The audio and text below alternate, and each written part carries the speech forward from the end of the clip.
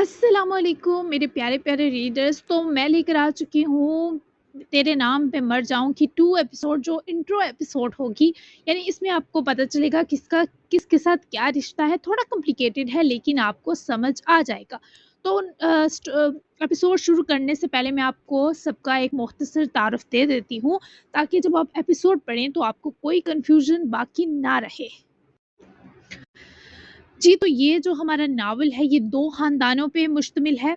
एक ख़ानदान है यल्दरम ख़ानदान और दूसरा मस्तूर ख़ानदान। सबसे पहले मैं यल्दरम ख़ानदान के बारे में आपको बताती हूँ। इनके कर्ता-धर्ता हैं अब्बास यल्दरम, बड़े जो बुज़ुर्ग हैं, और उनकी बीवी हैं हाइमा यल्दरम। अब इनको अल्लाह ताला ने बच्चे दिए 3, और चौथा बच्चा जो है इन्होंने यतीम और बेसहारा एडॉप्ट किया, उसे अपना नाम दिया। अब इनके अपने बच्चे थे आज़ाद यल्दरम, इस्माइल यल्दरम, नूर यल्दरम, जबकि इब्राहिम यल्दरम वो लेपालिक बच्चा था जो उन्होंने यतीम खाने से लिया। अब आगे आज़ाद यल्दरम कत्ल हो चुका है। इस्माइल यल्दरम के बच्चों में आते हैं आलियान यल्दरम और बारान यल्दरम, जबकि नूर यल्दरम ने मस्तूर ख़ानदान के दमीर मस्तूर से भागकर निकाह किया। उनकी बच्ची थी एदा दमीर। जबकि इब्राहिम यल्दरम जो लेपालिक बच्चा था, उसकी एक ही बेटी है ईशा यल्दरम। अब हम दूसरे खानदान की तरफ जाते हैं जो है मस्तूर खानदान। वो शुरू होता है जमील मस्तूर और उनकी बीवी गुल खान मस्तूर से।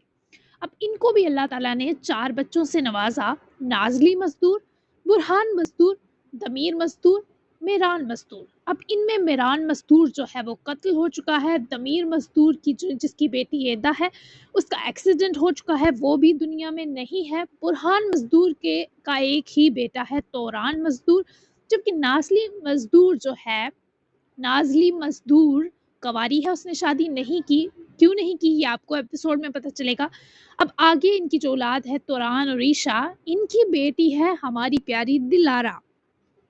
तो यकीनन थोड़ी अभी आपको समझ नहीं आई होगी, लेकिन मैं आपको लेकर चलती हूँ एपिसोड की तरफ, जिससे आपकी तमाम कन्फ्यूजन दूर हो जाएगी। तो जल्दी से चलते हैं एपिसोड 2 जो है इंट्रो एपिसोड। तो जल्दी से चलते हैं, लेट्स स्टार्ट। यल्दरम खानदान के सरबराह अब्बास यल्दरम को अल्लाह ने 3 बच्चे दिए थे।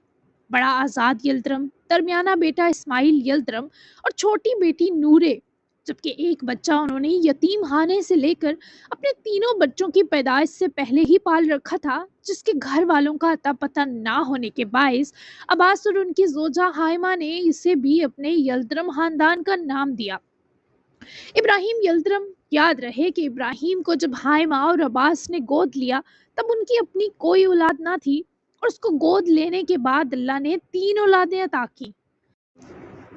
और इसी वजह से हाइमा और अब्बास ने अपने सगे बच्चों से ज्यादा इस यतीम और बेसहारा बच्चे को प्यारा रखा, क्योंकि उनको लगता था इब्राहिम यल्दरम के मुबारक पैरों के सबब ही अल्लाह इन पर मेहरबान हुआ। फिर यतीम और बेसहारा बच्चे की परवरिश, इसे अपना नाम तक देना बहुत बड़ी बात होती है, और अल्लाह ऐसे अजर ज़ाया नहीं करता। जबकि दूसरी तरफ था उनका कारोबारी खरीफ मजदूर खानदान, जिनके कर्ता दरता जमील मस्तूर उनकी जोजा गुल हानिम थे, जिनको अल्लाह ने 4 बच्चों से नवाजा था। एक बेटी नाजली, बड़ा बेटा बुरहान, दरमियाना दमीर और छोटा मेरान। जमील मस्तूर और इबास यल्दरम जवानी में एक ही औरत पर आशिक हुए थे। बाप दादा भी सियासी हरीफ थे। ये दुश्मनी वहां से शुरू हुई, फिर खानदानी तौर पर जमीनी मामलात के लिए मजीद बढ़ने लगी। इन 2 तक न रही, बल्कि इनकी औलादों तक मुंतकिल हुई। इब्तिदा में तो ज़मीनी और कुछ ख़ानदानी औरत ज़ात से जुड़े नाजुक मामलात के सबब अब्बास साहब की मजदूर ख़ानदान से मुँहमारी चली आ रही थी, और ये बाप दादा की दुश्मनी नस्ल दर नस्ल मुंतकिल होकर बहुत सा नुकसान कर चुकी थी। जबकि इस सब के पेश नज़र अब्बास और खाइमा की बेटी नूरे यल्दरम को मजदूर ख़ानदान के बेटे दमीर मजदूर से मोहब्बत हो गई, और चूंकि दोनों ख़ानदान एक दूसरे के खून के प्यासे थे, तो नूरे ने घर से भाग जाने का फैसला करके ये पुश्तैनी दुश्मनी मजीद दहका दी। औरत का घर से भागना एक जुर्म, ऊपर से दुश्मन खानदान के वारिस के साथ भागना दूसरा जुर्म। कोई खाना जंगी छिड़ी, और आपसी दोनों खानदानों की झड़प में कई कत्ल हो गए। دشمنی عورت ذات سے شروع ہو کر زمینی سے خاندانی بن گئی۔ مزدور خاندان کے 2 لوگ یعنی جمیل مستور اور میران مستور مارے گئے، جبکہ یلدرم خاندان میں عباس سمیت ان کا ایک بڑا بیٹا آزاد بھی قتل ہو گیا۔ یہاں سے دشمنی سنگین ہوئی اور دونوں خاندان ایک دوسرے کے خون کے مزید پیاسے ہو گئے۔ دشمنی کی جڑ ہی کچھ ایسی تھی کہ وہ لوگ اپنی ناک اونچی کرنے کو اپنی اولاد وارنے سے بھی دریغ نہ کرتے۔ جس عورت کے پیچھے یہ فساد شروع ہوا وہ تو معمہ بن کر رہ گئی۔ وہ کس سے ملی یہ تو پتہ نہ چلا، پر اس کی وجہ سے 2 خاندان ایک دوسرے کے جانی دشمن بن گئے۔ یلدرم حویلی میں کئی سال پہلے تک وہ چاروں بہن بھائی بہت سکون سے رہتے تھے، لیکن نورے کے گھر سے بھاگنے نے سارا سکون برباد کیا۔ اس شادی نے دونوں خاندانوں کو پھر بے پھرا دیا۔ قتل ہوئے عباس اور آزاد کی موت حائمہ خاتون سہ نہ سکی، اور یوں پیچھے رہ چکے ان 2 منہ بولے بھائیوں پر سے باپ کے بعد ماں کا سایہ بھی اٹھ گیا۔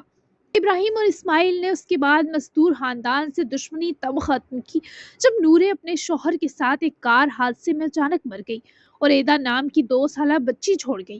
اس بچی کو اس کے دھدیال کے سپرد کرے دونوں منہ بولے بھائیوں نے مزدور خاندان سے دشمنی ختم کر دی اور تمام تعلق بھی، لیکن وہ کیا جانتے تھے تاریخ ہمیشہ خود کو دہراتی ہے۔ وقت گزرنے لگا۔ جہاں اسماعیل یلدرم اور ان کی زوجہ فاطمہ کو اللہ نے 2 بیٹوں باران اور آلیان سے نوازا تھا، وہیں ابراہیم اور ان کی زوجہ عزیزے کو بس اللہ نے ایک بیٹی عیشا دی تھی۔ خوشی اور سکون کا وجود قائم ہونے لگا۔ دونوں خاندانوں کی دشمنی بظاہر لا تعلقی کے پردے میں آ کر ختم ہو گئی، لیکن دونوں نے اپنے اپنے خاندان کے 2 قیمتی لوگ کھو دیے۔ مگر ابراہیم اور اسماعیل کو علم نہ تھا کہ جس اولاد کے سکون کے لیے ان دونوں بھائیوں نے بابا اور آزاد کے قاتلوں کو بخش دیا تھا، وہی اولاد پر نکلتے ہی ان کے سروں میں ہاک ڈالے گی۔ یہ ہاک عیشا اور باران نے مل کر ڈالی، پر زیادہ قصوروار عیشا تھی۔ باران تو 18 سال کی عمر میں ہی جرمنی چلا گیا تھا پڑھنے۔ وہ انتہائی ذہین تھا کہ برمن کی بہت بڑی میڈیکل یونیورسٹی نے اسے خود ایڈمیشن آفر کیا۔ وہ تو فاطمہ ماں کی بیماری کا سنے 3 سال بعد انقرہ لوٹا تھا جب اس پر وہ قیامت ٹوٹی۔ وہ بھیانک تھی، وہ قیامت کے دن تھے۔ وہ اب بھی اکیلے بیٹھ کر سوچتا تو اپنا قصور فرار ہونے کے باوجود کہیں نہ ملتا۔ کوئی نہیں جانتا تھا کہ باران نے توران مزدور یعنی برہان مزدور کا بیٹا کو انقرہ سے بیرمن بلا کر ریسٹ کیوں کروایا۔ وہ بھی اتنی لمبی سزا؟ کیا کچھ ایسے راز بھی تھے جو صرف باران یلدرم کے سینے میں دفن تھے؟ کیا آدھی سچائی عیشا اپنے دل میں چھپا کر جان بوجھ کر کھو گئی تھی؟ یہ تو کوئی نہیں جانتا تھا، مگر اتنا طے تھا جو لگ رہا تھا حقیقت اس کے برعکس تھی۔ تیسری بار بھیجا ہے میڈ کو، تم کھانا کھانے کیوں نہیں آ رہی؟ اور اکیڈمی سے کال آئی تم وہاں بھی نہیں گئی، ایسوسی ایشن کا ایونٹ بھی مس کر دیا۔ ایسا کیا کہا اسماعیل بھائی نے کہ تم صبح سے اس خوشبو خانے میں بند ہو؟ عزیزے نے کتھئی رنگ کا پرانا سا دروازہ کھولے اندر جھانکا تو داخل ہوتے ہی خوشبو کا بہت شدید جھونکا ان کی سانسوں میں اترا۔ یہ چھوٹا سا خوشبو خانہ نہیں بلکہ دلارا کی دنیا تھی۔ وہ پرفیومز بناتی تھی، اس کی ہر پرفیوم میں لیونڈر موجود ہوتا۔ وہ مختلف پھولوں کا آئل نکالتی، پھر انہیں عطر، خوشبو اور پرفیوم میں بدلتی۔ تبھی دلارا سے ہمیشہ لیونڈر کی خوشبو آیا کرتی، کیونکہ اس کے دن میں 2 سے 4 گھنٹے یہیں گزرتے تھے۔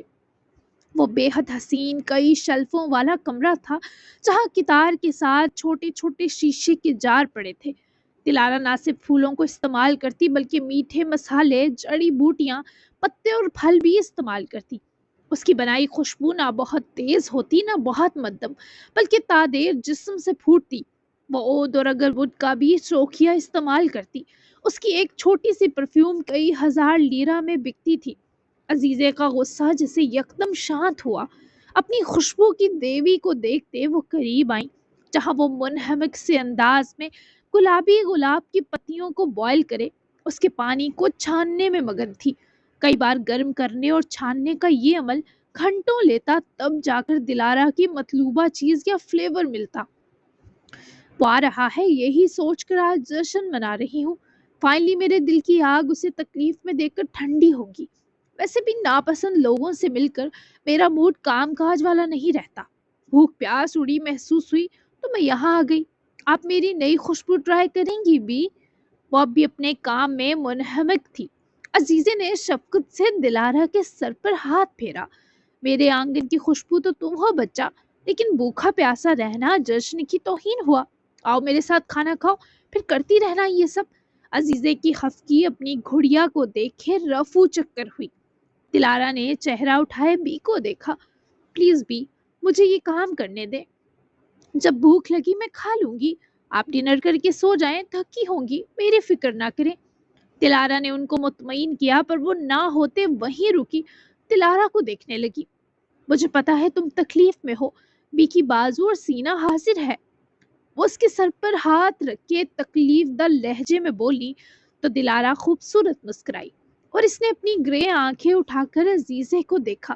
وہ جب ایسے دیکھتی، عزیزے سے سانس بڑھنا محال ہوتا۔ اس کی معصوم آنکھیں اور ان کے گوشوں تک پھیلا درد انہیں اپنی بیٹی کی بے رحمی اور شوہر کے ظلم یاد دلاتی۔ تکلیف میں تھی پر اب نہیں۔ دیکھیں میرے ہاتھ ان کاموں میں کتنے ماہر ہیں، یہ چلتے ہیں تو تکلیف دکھ زائل ہوتا ہے۔ ویسے بھی میں خوشبو خانے کی ملکہ ہوں اور کوئین نیور کرائے۔ وہ مسکراتی تو بی کا یہ اداس گھر جینے لگتا، سانس لیتا۔ وہ دلارا کی مسکراہٹ سے سج جاتا۔ میں ہمیشہ تمہارے ساتھ ہوں، سائے کی طرح، تمہارے مشکل دنوں میں بھی اور آسانیوں کے لمحوں میں بھی۔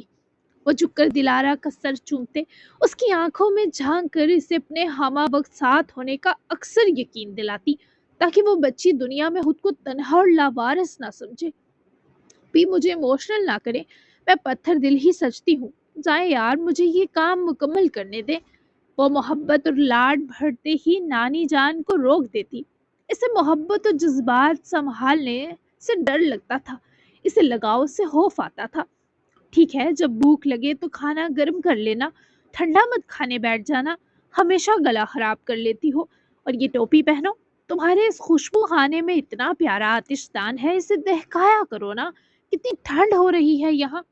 عزیزے نے اسے ہدایات کرنے کے ساتھ دیوار گیر سے لگی گرم ٹوپی اتار کر اپنی لاڈلی کو پہنائی۔ جبکہ ابھی وہ تھکی تھی تو ہمت نہ ہوئی مہارانی کو لکڑیاں بھی سلگا دیں، تو پیار سے ڈانٹتے احساس دلا دیا۔ وہ دھیما سا مسکرائی۔ میرے دہکے دل کے آگے سرد موسم کی مجال نہیں مجھے ٹھنڈک پہنچا سکے، اب چل کریں اور سو جائیں۔ عزیزے نے دروازے کی طرف بڑھتے نواسی کی خود کلامی کی طرز کی بات پر روک کر اسے دیکھا۔ وہ اپنے کام میں واپس منہمک ہو چکی تھی۔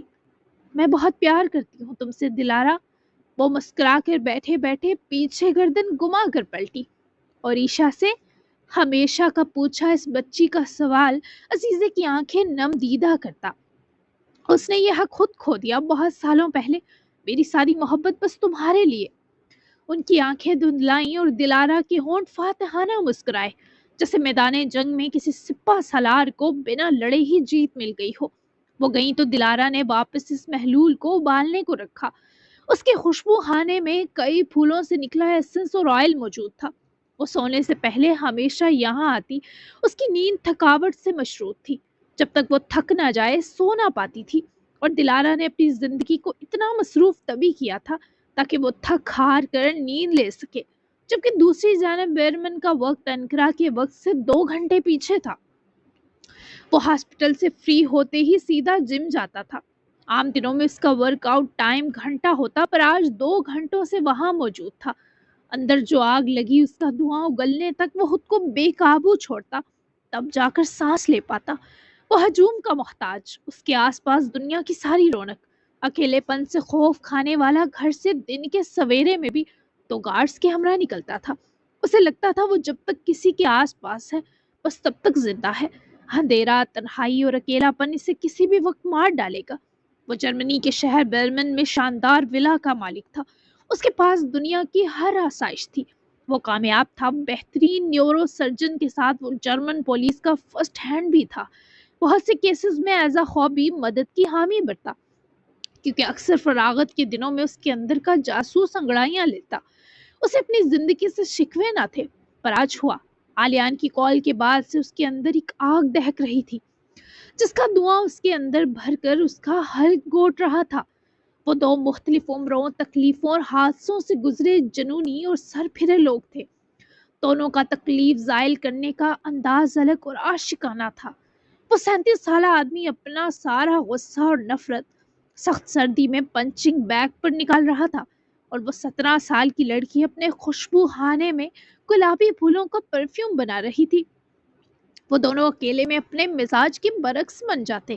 وہ جو پرتحمل تھا وہ بھرا طوفان بن جاتا، اور وہ جو طوفان تھی ایک ٹھہری ساحل کی موج میں بدل جاتی۔ اور جب یہ ملتے تو جانتے ہو کیا ہوتا؟ ایک نیا موسم جنم لیتا، شدید خوبصورت تسخیر کیا گیا راز موسم۔ وہ اپنا کام ختم کرے، اسی کارڈیگن سویٹر سے خود کو لپیٹے، بال سوارتی خوشبو لگائے باہر نکلی۔ سیاہ آسمان کی چادر کی گود میں چمکتا سنہری چاند اسے متاثر نہ کرتا۔ لوگوں کو سفید دکھائی دیتے ستارے دلارا کو بے رنگ ذرے لگتے۔ وہ لان سے گزرتی، گھر کا دروازہ کھولے باہر آئی، سیدھی 2 طرفہ سڑک کی طرف چل پڑی۔ ہر طرف ہو کا عالم تھا۔ سخت سردی کی رات کوئی زیرو گھر سے یا آشیانے سے نکلنے کا سوچتا بھی نہ، اور وہ سج سور کر اکیلی سنسان راتوں میں ٹہلتی تھی۔ اس کی زندگی نے اس کے ساتھ اتنا کچھ ناجائز کر دیا کہ اب اسے اپنی زندگی، عزت اور سانس کے ضیاع کا ڈر نہ رہا تھا۔ وہ اکیلے پن کی شوقین، اسے لگتا تھا اسے دنیا عنقریب نگل جائے گی۔ آج اس کے پاس ٹہلنے اور بہت سے لائے عمل ترتیب دینے کے لیے بہت سی سوچیں تھی، اور ممکن تھا وہ ٹہلتی رہتی اور یوں ہی رات کی سیاہ چادر سفید غلاف میں ڈوب جاتی۔ اس کی راتیں ایسی ہی سیاہ تھی، اکیلی، مشقت بری، بے خوف، مسافرانہ۔ وہ اندھیرے سے نہیں ڈرتی تھی، بلکہ اندھیرا اس سے خوف کھاتا تھا۔ انقرہ میں ایک سیاہ رات کٹ چکی تھی۔ یہ رات بہت سوبر بھاری گزری تھی۔ یہ عالی شان مزدور حویلی کا منظر تھا جو انقرہ کی سرزمین پر ایک خوبصورت عمارت گردانی جا سکتی تھی۔ مزدور خاندان کی روایات اور ان کے اصول بہت سخت تھے۔ ان کے فیصلے پتھر پر لکیر ہوتے، پر ان ظالموں کے بیچ وہ پھول سی لڑکی واحد مظلوم فرد تھی جسے صبح پرندے جگانے آتے، جس کی اداسی پوری صبح کو دل سوز کر دیتی، جس کے کمرے میں جھانکتی سورج کی پہلی گرم کرن بھی افسردہ لگتی۔ وہ اس پوری حویلی میں واحد مظلوم فرد تھی، ایدا دمیر، جسے ناکردہ گناہوں کی سزا مل رہی تھی، جس کی دادی اسے اپنے بیٹے دمیر کی نافرمانی، دشمن خاندان کی بھاگی عورت کی بیٹی ہونے کی، اور بیٹے میران کے ساتھ اپنے سر کے سائیں جمیل یلدرم کے قتل کی اکٹھی سزا دے کر ایک لالچی اور بدنام زمانہ شخص کے حوالے کر رہی تھی۔ شاید وہ ایک ناپسند وجود کی پرورش کر کے عاجز آ چکی تھی، اور یہ بوجھ اتارنا اب ناگزیر تھا۔ گل اور جمیل مزدور کی 4 اولادوں میں سے برہان مزدور اور نازلی مزدور بچے تھے۔ دمیر اور میران کے علاوہ جمیل مزدور کی قبریں اور اس حویلی کے بڑے خسارے اور دکھ تھے۔ نازلی غیر شادی شدہ اور اس گھر کی ایک اور کنواری نحوست تھی جس نے اس دشمنی کو بڑھاوا دینے میں بھی بڑا کردار نبھا رکھا تھا، پر ابھی اس کا ذکر بعد میں صحیح۔ برہان شادی شدہ تھے، المیرا ان کی زوجہ تھی، اور اللہ نے ایک ہی بیٹا توران دیا جو جرمنی میں قید تھا، وہ بھی مزدور خاندان کے مفرور بیٹے کی وجہ سے۔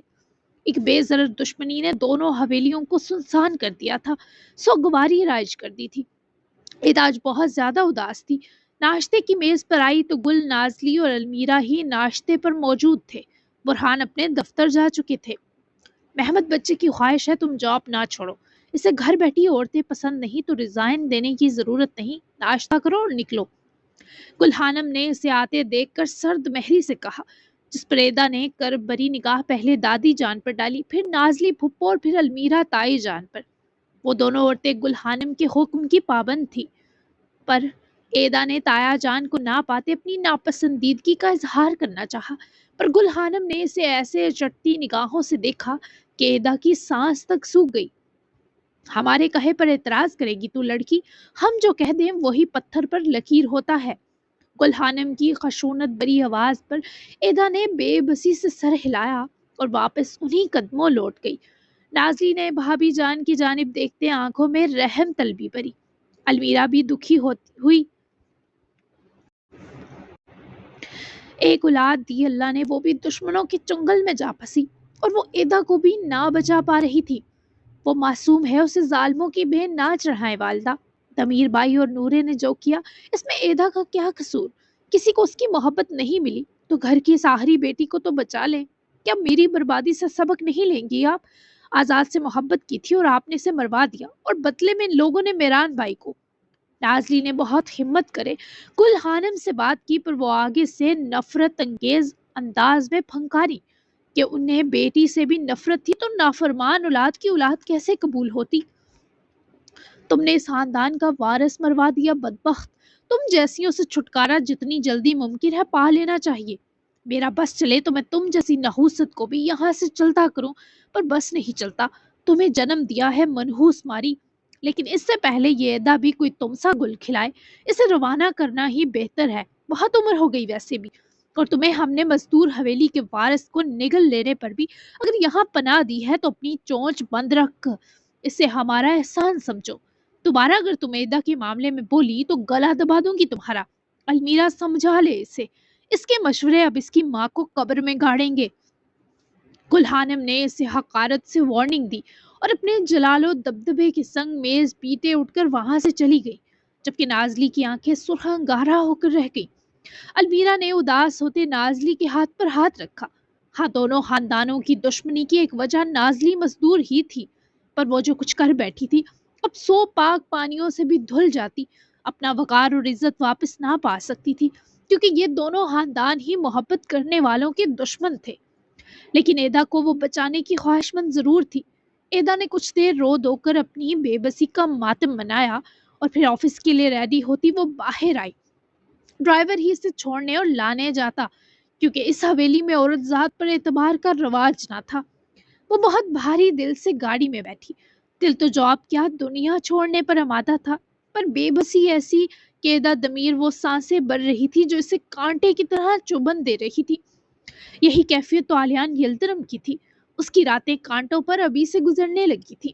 جیسے جیسے ایدا کی شادی قریب آتی وہ تو ختم ہی ہو جاتا، پر حوصلہ مند و صابر ایسا کہ اب تک ڈٹا ہوا تھا کہ ایدا کو اس بات کا احساس نہ دلائے گا کہ وہ 28 سال کی لڑکی 40 سالہ آلیان یلدرم کی سانس کہلاتی ہے۔ وہ بابا سے نالاں تھا، کبھی ناشتہ کیے بنا کمپنی نکل گیا۔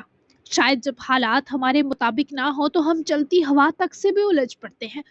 پھر ادا کی صورت اسے حبس بری زندگی میں کچھ تر و تازگی ملتی، پر اب تو وہ بھی نہ رہی جب سے پتا چلا تھا اس لڑکی کا رشتہ طے ہو گیا ہے۔ مجھے تو لگا تھا آج تمہارا ریزائن آئے گا ایدا، کیا جاب جاری رکھو گی؟ آلیان یلدرم نے ریزائن کی جگہ ایدا کی 1 ویک لیو پر اس کی جانب دیکھے بنا پوچھا، پر وہ سن نہ سکی۔ اس کی نظر آلیان کے ہاتھوں کی لرزش پر تھی۔ وہ اداس سی پرملال سی سادہ سے جامنی ٹہنوں تک ڈریس میں ملبوس تھی اور اوپر ڈینم جیکٹ جما کر آج تو کھلے بال بھی باندھ رکھے تھے۔ وہ بلا شبہ آلیان یلدرم کے ساتھ شان سے سجنے کی اہل تھی، جس قدر وہ پروکار اور شاندار شخصیت رکھتا ایدا کی دلکشی سے دگنی تھی۔ کچھ پوچھا ہے؟ اس نے خاموشی محسوس کرے خود کو سنبھالے سر اٹھا کر ایدا کو سوالیہ نظروں سے دیکھا۔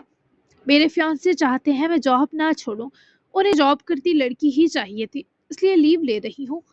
ایدا نے خول سا سنبھالتے جلدی سے جواب دیا۔